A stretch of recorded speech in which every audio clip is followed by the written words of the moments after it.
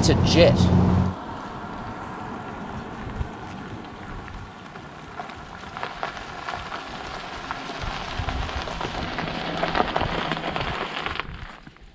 Looks very nice, mate. It really is a very fun car. Yeah. I'm enjoying it. We didn't think we would, but we do. Yeah.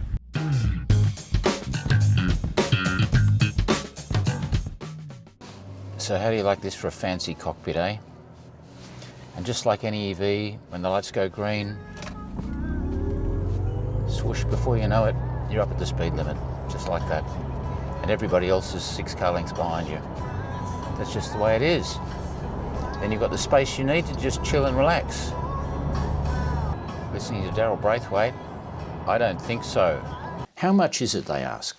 And when you say, oh, about 115,000, they go, he uses Horatio Christus. For an MG, a Chinese MG. Are you kidding? When I first saw the concept car, I was more than a bit sceptical myself. It'll never happen. And when it did, at Goodwood 2023, I thought, oh yeah, looks like a Temu Lambo. Oh ye of little faith. But as soon as I sat in the real thing, my cynicism started to disappear, and it just got better and better. The MG Cyberster is a complete and nuanced, beautiful car. Expensive? For what you're getting, I think it's actually a bargain. What's more, it's got something I did not expect. Soul. Just like a proper MG from 50 years ago, when they last made proper MGs, like my old MGB, except this one doesn't creak, leak, strand me, rust, or struggle to keep up with my mate's Holden Tirana. This one does an 11-second quarter mile, not 19. So actually nothing like my old MGB. Now I am confused. Oh, I think you get it by now. This thing's totally won me over. And you'll be shocked.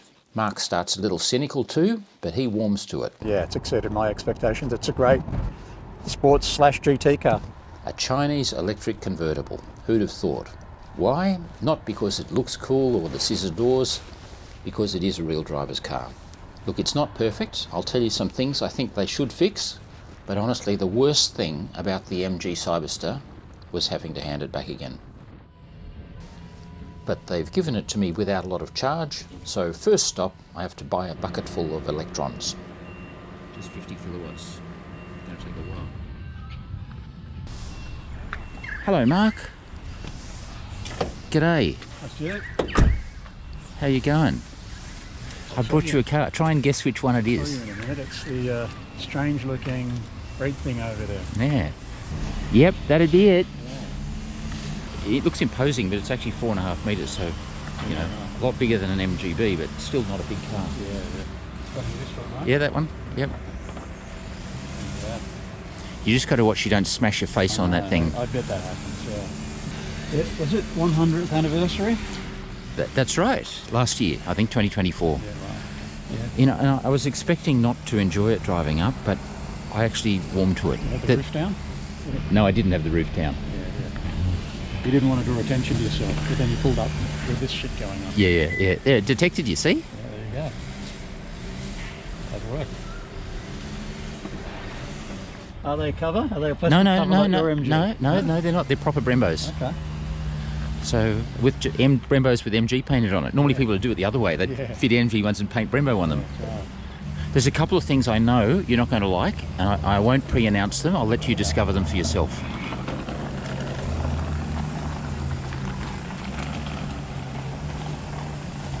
You can close the door with this little button here, or you can reach up and do it here, but it's easier just to do it with that one. Yeah. So why don't you close it?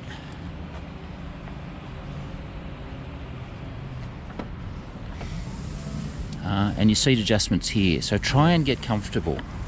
I dare you. Doesn't go low enough, does it?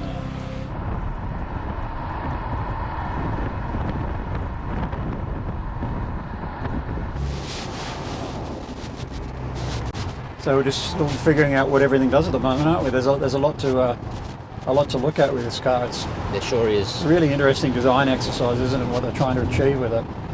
My initial feeling is that I actually quite like it. I like it more than I thought I would. It's funny today. I expected to come along not like what am I going to say that's nice about this car? It's a car that nobody asked for, that nobody wants in a market niche that doesn't exist. Yeah. You know, and a high-speed electric convertible. Nobody wants one of those. And then when I saw it, I went, wow. particularly in the red. I do like the great red. in this colour. They're just creating their own niche there, aren't they, with this car? And You could say it's a cynical exercise in capitalising on a historic brand that they've got no allegiance to or no history with at all. Or you could say, no, they're actually genuinely trying to hark back to the heritage. You know, people associate, old people like us. Old people associate MG with little convertible sports cars, don't they? That's an MG. Whenever I think of an MG, that's the car that comes to mind. And I used to have an MGB. but, Actually, you raced an MGF for a while, didn't you? yeah, I don't want to talk about it though. I'm still in therapy, Stu. They were, they were a shitbox. It was that bad. But yeah, look, no one under the age of 40 would identify MG with those old, rusty sports cars that we identify with. Yeah. But the range of buyers that are looking at these cars, it's just a new brand. Yeah. However, you can see they're making an effort. They're saying, okay, we've bought the brand name. And look, I really applaud MG. As you know, I've got an MG4X Power. Recently at the motor show, a whole range of new models, and they're doing everything. A big dual cab ute like that thing, luxury cars, and they're value for money cars. So they've probably just said, why don't we do a value for money sports car and hark back to the heritage of these things? So yeah, I get it. It's worked on a whole bunch of levels, I think, already. I mean, I really do quite like the look of it, and the car's driving really nice in this suburban sort of driving that we're doing at the moment. The first obvious thing, well, as soon as I sat in it, as soon as you sat in it, we said the same thing. Yeah, and I'm looking through the top of the windscreen here. I've got the seat down as low as it'll go, and it's nowhere near low enough. Should be about this much lower. Yeah, easily. Yeah. Steering wheel doesn't come out quite far enough. I've had to push the seat a little further forward than I'd like to have the kind of right about amount of bend in my arms there. Yeah. The battery pack's only this tall. It's not particularly tall. Right. But yeah, both this seat as well. It's way too high. Interestingly, all the seat controls are here with memory, and their lumbar adjustment you've got to do through the screen, which is weird. Yeah, but seats are comfortable. Not a lot of lateral support there. It really rides those bumps nicely, doesn't it? You know? It's very quiet. Yeah, really compliant. Now you hear the motor noise. That is a synthesized noise. I don't know if you can turn it off or not, but I actually really like it. It's a deep growl. Yeah. It's not too loud. You know, we're normally not a fan of fake noises, but it's actually very sympathetic to the tone of the car. Yeah. I mean, the wraparound display there, it looks really cool. It's a bit fighter pilot, as we said. There we go. A bit of lane departure there, Stu. Okay, I'll turn it all off. Off. Overspeed alert off. Fatigue monitoring. Are you feeling tired? Had a coffee on my right. You're okay? Yeah. We don't need that. You couldn't be much taller than us and own this car. No. Is the reality. I see an issue. If you had a big front end crash, I am unlikely to go under that. I'm gonna smash my head on that. Yeah, I would have thought so. And the seat's all the way down. Yeah. And I'm going to be dead. So don't. I like how you've got a bit of regenerative braking adjustment with the paddle on the left there. That's got only 3 settings and it goes to auto. And there's not too much of it. It's just right. Yeah. And the right paddle is mode. Sport, yep. And custom. Custom power, track mode. So instant response. Launch mode, we won't bother with that. One pedal mode off at the moment. Auto holds good though when you come to a stop. Comparable cars, there is none. No, you're not really comparing to anything. I mean, people try and compare this to a Porsche Boxster. I don't really. The only similarity is it doesn't have a roof. That's it. This is cheaper. Cheaper, I guess. Cheaper and faster. Yeah. All right, I think we should try it with the roof up because I don't. Well, we're doing 54 k's an hour now. I don't think we're going to put the roof up At 50, you can. At 49, you can do it. Yeah, but not at 50. No. Yeah. Here it goes. 42. Putting it to the test. There you go. The regenerative braking is actually quite good. I'm in maximum down there and it's just holding the speed really nicely. Not having to be on the brakes, but... I can almost see the screen here. This is very Jaguar F-Type, this thing here. Yeah. See that, folks? That's just like an F-Type Jag. And as you said, the gear selection, the hexagonal... Yeah. It's a bit of Lambo going on there, isn't there? Yeah. But look, on our channel, it's all about driving. We don't... we can deal with all of this. Once you're driving, you learn it, a couple of days, what do you need? You've got it all here on the controls. You can actually switch between CarPlay and nav and phone and stuff there. Yeah, it's good. Tell you one thing they got right, suspension. Considering it's not adaptive, it's just one size fits all. The ride of the car is just superb for convertible. Do you really need adaptive suspension? You know, just a good set of, you know, shocks and springs that work well. It's very solid, isn't it? Yeah.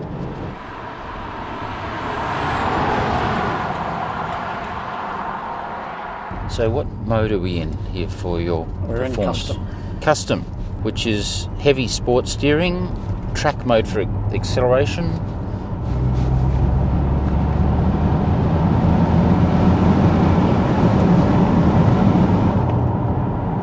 That sort of built up, didn't it? Yeah. It didn't.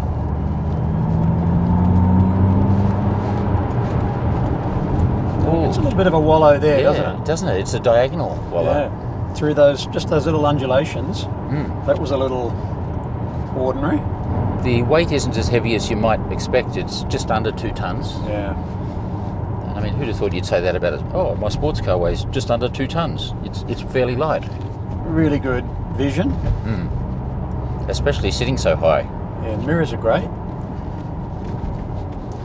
So we're in track mode there. The steering's a little bit on the heavier side, which I like. That's spot on there. The lack of noise is really impressive. The tyre noise and rumble. Now, what have we got here on our displays? We can change that. Go car What's boys. that sign on? Gay Carboy at outlook.com. Yeah, that's your email address, isn't it? That was there in the car when I got in it this morning. Yeah, I think that's the previous reviewers just left that there. Easter egg. Brightness, okay. Brightness, yeah, we go full so we can see the dash. It's still not very bright, is it? Yeah, it's a bit better. On the left-hand side, I love this one. We can switch to Android Auto, phone stuff, native navigation, entertainment and radio, or Apple CarPlay, which is great. My Apple, I just plugged the phone in and boom, it was working. Simple. It's working well, isn't it? I'll just relax in blissful quiet comfort of my Chinese-made MG. You know, the whole stigma of I don't want a Chinese car, I think people have finally woken up. Yeah, I think so, yeah. 15 years ago, no, wouldn't touch them. That sounds actually quite good, isn't it? Yeah. Jeez.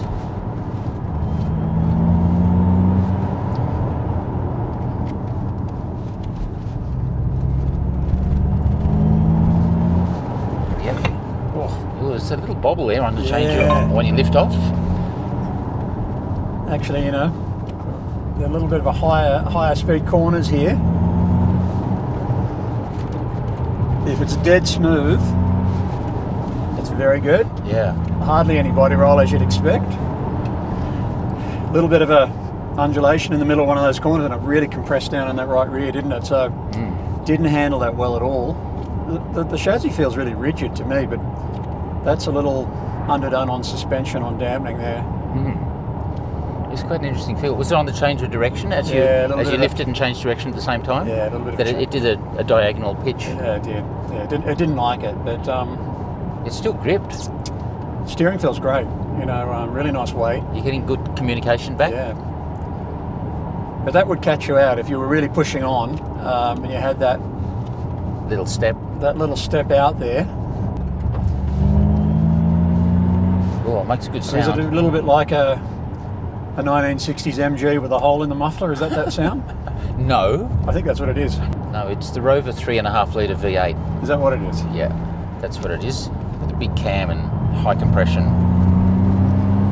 That's a very appropriate sound. I like that sound. It's actually good. 45k an hour corner here. Oh, that was interesting. Yeah. The bumps there. Got a little wallowy, didn't it? It did, didn't it? Here's the big bump. Few little bumps there. Yeah, big bumps mid-corner. That'd really catch you out. And it does get a little bit of an oscillation, doesn't it? It gets a little bit of this going and it keeps going for a bit until it settles out. You're setting high standards here, but I guess that's what we do on inCARnation, don't we? I mean, I found it very enjoyable. It was soft enough to be comfortable, but firm enough to be confidence-inspiring. It is fun, isn't it? I like it. You like it? Yeah. You didn't expect to like it, did you? No, I think it's really good. You know, here I was banging about about you don't really need adaptive dampers, but maybe you do in this. But to go with the power, it needs a super. It's a little slow to react. Considering the speed you've got, the power you've got, the torque with this car, it's a little slow to react on dampening, I think. Look, if you're thinking about one of these, you have to go and test drive it, because we like to sit a lot lower than most people do. Yeah. But for a lot of people, it might be perfectly okay. Geez, it does pin you. Yeah. The power delivery is about 1/3 front, 2/3 rear, which is exactly what you'd hope.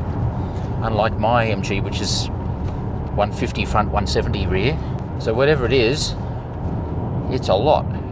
Let's have some basic specs. I won't waste too much time here because today it's all about the driving. All-wheel drive, 150 kilowatts up front, 250 at the rear. That adds to 400, but you only get 375 total, which is what the battery can supply. Torque, 725 Newton meters. Heaps. 0 to 100, 3.2.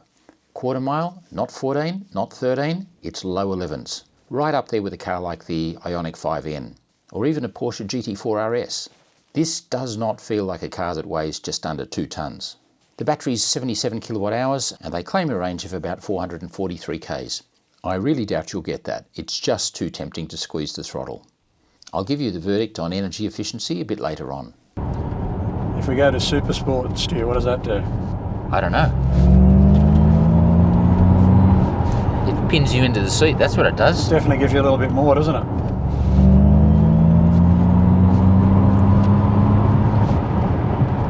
Yeah. 508 horsepower.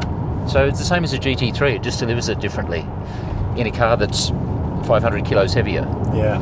Actually, not quite that much, about 450 You'd have to kilos say heavier. it's a fun car, isn't it? Like if It's good. Yeah. It makes you feel special, doesn't it, with all this stuff, which is going to take ages to learn, but it's different. Like you're not going to see a lot of these on the road. no. Have you seen any? I haven't. Nor have I. Well, good on them for having a go. Yeah, definitely. I mean, there's so much to engineer when you're doing a completely new car. Yeah. How do you make scissor doors but still have a chassis that's really stiff? I think people criticised them early on because the doors were slow. They were fine to operate, weren't they? Yeah, I think they were fine. And they do have sensors so that they don't bump into people or the car next to you, or your air conditioning ducting in your garage as well at the top. Yeah, well, And that's a problem, isn't it? we could set the maximum height that they went to as well. Yeah. So they've thought of a lot of stuff, but they're trying to flatter the driver. But me, as passenger, this is normally the time when I play with all the screens and do all the settings. I can't even see this screen here because of the coating on it. What you can do with it. And touching those screens when you're driving is going to be very awkward It's for really you. distracting, and I mean, you know, you can cycle through on the steering wheel, but you really wouldn't want to be touching any of this stuff when you're driving. For me, that's not just with this car, that's a problem with all of these cars where a driver has to use touch screens. It's really dangerous and massive distraction. Luckily, you don't really have to because all the major functions are there. Oh, that's right. On the they're all wheel, cruise control, your power boost, which you absolutely do need just after you picked up the kids from preschool. I'll tell you what, this grab handle's quite Pretty handy, actually. Yeah, it is actually handy. Yeah. Get the Brembos working a bit there, Stu. They're actually pretty good, aren't they? Are they? You want to try a full-on stop at some point? Okay, here we go, up to 100. And... oh, that's really good. That was impressive. Launch mode. Okay, launch mode. We can engage sport or super sport. Hold and press the brake super model. Sport, yeah. Yep. And Full throttle. Yep, full And then throttle. release the brake. And then release the brake. All good. Yep. Well, 100. getting lots of Star Trek stuff here on the dash, Stu. Yeah. Seatbelts really, they said, they tighten up for you as well. They went, hold on, baby. 0 to 100. Super Sport. Wave to the rocket icon. There was a minor let off there. It punched and then let off a little bit and then went again. Yeah. It's quick enough.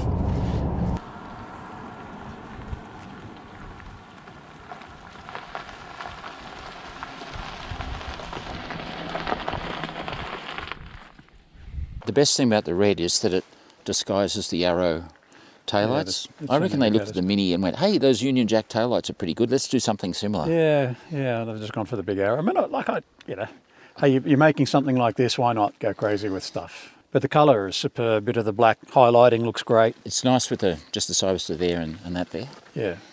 Yeah, the styling, rear styling I wasn't really mad about because of those taillights, but Yeah, look, I don't mind in it. this colour it's okay. The wheels wheels? are great, yeah. You like them? Absolutely sensational. The black highlights and the little red trim, I mean, they've really thought a lot of that through. They are Brembos with MG written on them. And they're not even warm. You were working them, they're still not even warm. Yeah. Big P0s, lovely. That's a good looking car. Yeah. It looks better in the flesh, doesn't it, than when you see it on YouTube. You need to go and have a look at one. Yeah. Would someone who's interested in an old classic Aston Martin Vantage be interested in this? Probably not. No. But its driving behaviour was similar, without the sound, without the beautiful V8 or V12. Hey, it did both doors. There you go. It's a conversation starter, isn't Yeah. it? There's how many conversations have you already had this morning, Stu? A when few, we yeah. just picked it up. Yeah. We've reviewed a few very fast sports coupes, you know, from 911 to the Corvette, Audi R8, and they're all way, way, way more expensive than this. Yeah. I mean, the Taycan. Taycan's a competitor to this, right? It's, okay, this is a convertible, that's not. People that look at a Taycan might also look at this, because it's electric, it's very fast. I dare say it's faster than the entry-level Taycans, but not as fast as the Taycan Turbo. But, no, but it's still 3.2, it's very impressive. you know, more than fast enough for you and me. And me. Big bonnet. There must be masses of storage space in there. Here it is. Oh. Oh.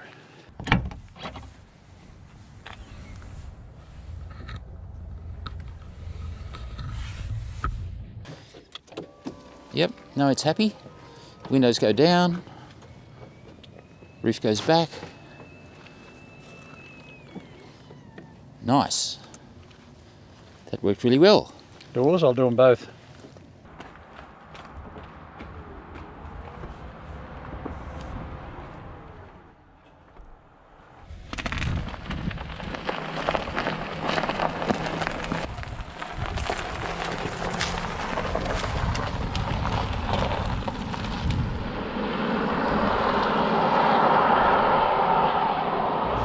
I could have turned stability control off then for the little dirt launch, but Yeah.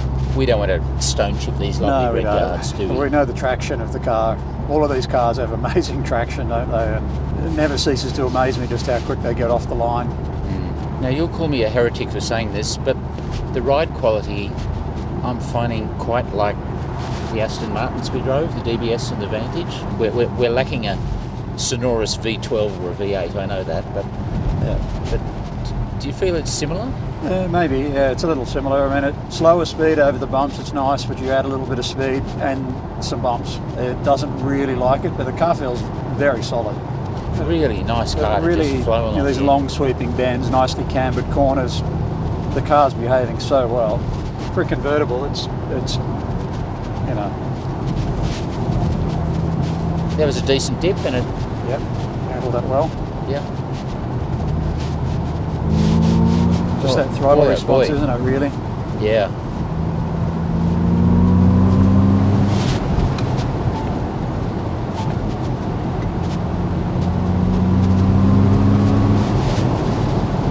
Yeah. It's a jet. Wasn't even in Super Sport, so we give it a bit of Super Sports. Yep. I think if your day job is flying an F-18 Hornet, you'd probably relate to this car. Doesn't it feel like a low-flying plane to you? Not a car? Yeah, look, it's probably one of the more fun cars we've driven for a while, I think, Stu, if I'm being honest. I thought it would just be all scissor doors and convertible and nothing much else. But they've actually produced a really cool car. Can you slow it right down to about 20 k's an hour and then punch it in super sport mode for me, just so I can get a feel for what it's like? From about that speed, yeah. Out there. You get a smooth bit and then take me...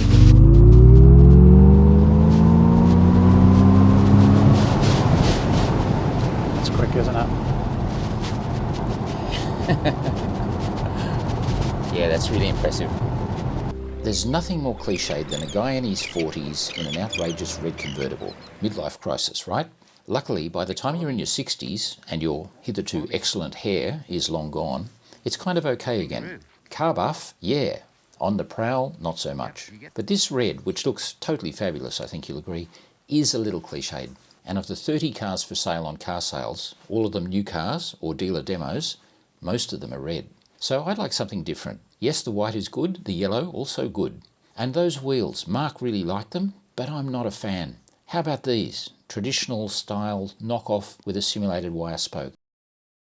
Now I know it's presumptuous of me to mess with such a lovely design, but there's one thing bugging me, and you know what it is. The Union Jack taillights were cute on a Mini, but on the Cyberster they're not so much retro-futuristic as just a cliche, in my view. And arrows are a confusing metaphor anyway. They tell people where to go, not where you're going. So I've been messing about and come up with this, and got some help from AI as well. Now you saw how MG's been happy to borrow ideas from Jaguar and Lamborghini, but maybe these lights are a bit too much Ferrari. No, here's my pick. Borrows nothing from other brands, totally retro-futuristic, and still looks, to my eye, okay. So let us know in the comments, please. Are the arrows okay, or are they just a bit naff? Now, having overstepped my place, full credit to the designers. This design is totally British, led by Carl Gotham and his team in London, so it's no less English than the MGs of yore. Funded by and built in China, yes, but an English team given free rein to recapture the essence of MG's 100-year legacy. Except perhaps for build quality. People my age know the words build quality and British Leyland should never be mentioned in the same sentence. So, thank heavens, it is built in China, in a modern factory. I like the level of regenerative braking I've got on there as maximum, which is level 3, but I like that. That's working really nicely. Bit of regen into the corners, you don't really need to brake. It just slows you the right amount. Can I just say this is the least EV-like EV we've been in for probably ever? Yeah. It's got a lot of attributes of a good petrol I'm car. going to do another launch here with the roof off. All right, Can we go launch to launch mode. there? Yeah, sure. You should see the rocket appear when you see the rocket. Oh, that's the rocket. Yeah, that is quick. Unfortunately, our friends in America are not going to get these. I think they'd love them. Thinking about a Lamborghini because you don't want the sills of doors or a McLaren. Yeah. You go, hey, you save a packet. Get this thing. All right, it's a whole new car in a whole new niche market that nobody asked for and nobody really wants. But once you've driven it, you go, I get it. I think you'd say, yeah, I want one after you've driven one. Yeah, baby. Feeling the love. Thank you so much for today. Sorry it's only short. You'd like to borrow this for a few days, Yeah, I wouldn't you? mind having this for a few days, actually. You would. You'd enjoy this. But you can't, because I've got it. You've got it. Bit of a fanboy? Yeah, probably. Now, here's some beautiful corners. Yeah. Yep. Let's just see how good these Brembos are. Okay, here we go, up to 100, and... Oh, that's really good. Impressive. That was impressive. That's actually very good, isn't it? That was very, very good. I just lost my hat, so I had to run back and get it. But while we're here, I mean, look at that. Check the view. Mark's he's just doing race car business with somebody in Europe at the moment. You're doing race car business, are you? Busy weekend of Spa, GB3 and F3 and F2. So how do you think it goes? I think it's surpassed my expectations in terms of the way the car's connected to the road, just the feel you have with it in terms of cornering. It's so sure-footed. It's the damping is pretty good. Higher speed, maybe not quite so much. Sits super flat in the corners, which you expect from an EV with the centre of gravity down so low. Fantastic feel on the steering. Brakes are superb. So really, it's exceeded my expectations. It's a great sports/GT car. It's a really well-engineered piece of equipment that just works so well. If you've only got two people and a bit of luggage. Yeah, that's right. It is an electric car, so I guess you want to know about range. Claimed range is 443, but based on MG's own efficiency figures, the real range would be only about 400k, which all things considered is still pretty damn good. I achieved the claimed 19.1, but Leadfoot Mark only got about 23. But if you can afford this car, you'll almost certainly have a charger at home, and you'll wake up every morning to a tank brimful of volts. So range anxiety will really only be an issue if you're on a trip or at the track. A proper... I wasn't talking to you. I can make phone calls for you, but you may need to pay your phone first. It hasn't worked all day. It hasn't said anything Every all time day. you've asked it to do something, it hasn't worked. Yeah, well, that was actually my phone Siri popping up then. I might have, who knows what happened then. Anyway, Mark, final summary. A good sports car, GT car, needs to have soul.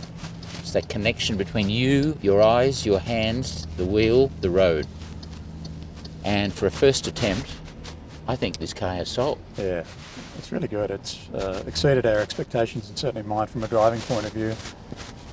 Your Really, expectations were probably they fairly were pretty low. low, Yeah. but you know, it's sitting pretty high. It really is. You Yeah. know, in terms of performance, it's everything you'd expect from a dual motor EV, and the traction and the torque, and we know all that. Feel of the car. Yeah. I love the feeling of the steering has got a really nice weight to it. Yep. It responds really well in terms of braking. The dynamics of the car overall are great. It's more than just the sum of the parts. It's actually got a really nice vibe to it. If it's at all a consideration, or even if it's not, you're looking to spend this kind of money, around $100,000, you should actually have a drive of it. A fun weekend car that you just want to take out, take the top down on a sunny day and just enjoy. And Why not every day? There's nothing it hasn't coped with today. Bumpy roads, it's not very long, it's not very wide. If there's just the two of you, it's an everyday car. the doors, you know, hey, I guess that's a signature. That's the party trick. Yep. It's a little embarrassing when you pull up out the front of the coffee shop and the doors do that, but it's a conversation starter. Scissor doors. Think McLaren, Lamborghini, right? And now MG. Now we suspect nobody who's thinking about a second-hand Lamborghini Gallardo or a McLaren GT at 3 times the price would even consider this car, and that's fine. Party trick or not, I like them. In my very tight garage, much more practical than I thought. Good access, better than normal. But they're complex, like the roof. What if something goes wrong? Well, I guess I'll have to trust the warranty, won't I? And I bet an out-of-warranty McLaren won't be cheap to fix either. But you know what? I have faith. The mechanism and the castings look really strong. So apart from colour, there are no options with this car. Everything included. On the road list price, $122K. But in the real world, let's say $100K for a dealer demo. Yeah, I guess that's still expensive, isn't it? My pick of the colours is definitely the Mayfair Blue, but as far as I can see, it's the least popular colour and none for sale in Australia. Hey, but if $122,000 is a bit of a stretch, you can save 15 grand with a rear-wheel drive version. All you lose is the front motor, so it's a little bit slower, but everything else the same.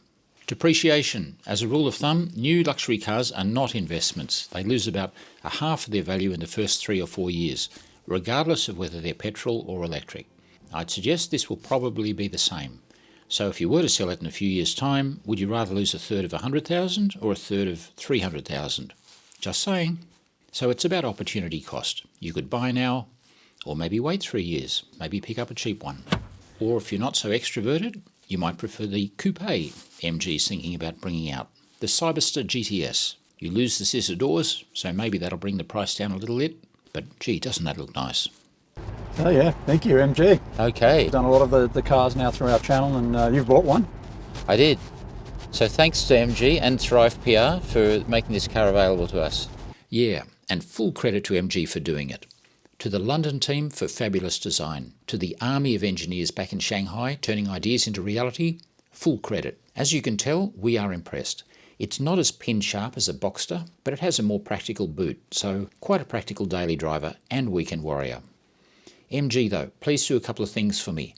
Screen interface, just look at it. The config screen between the seats is good, but the other 3 in front of the driver, too many small fonts and icons. Remember, people my age are losing their eyesight. So much info all at once. You just can't take it in and you risk missing the important things. And you've got both physical buttons on the wheel, touch screens left and right, tabs, drop downs, swipe down, swipe sideways.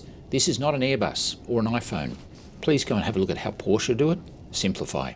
Now the seats, they're beautiful, Alcantara, but lower please, and a bit more sculpting in the bucket. People over 6 feet are going to struggle. Now the wheels, yeah, they're modern, but too much like so many other EVs. How about an option, traditional MG retro knockoffs? And I already mentioned the arrows, not a fan. But look, everything else, perfect, congratulations. If it came in this colour, with these wheels, I will send you a deposit. So on behalf of Mark and myself, thanks very much for watching everybody, and we'll see you next time.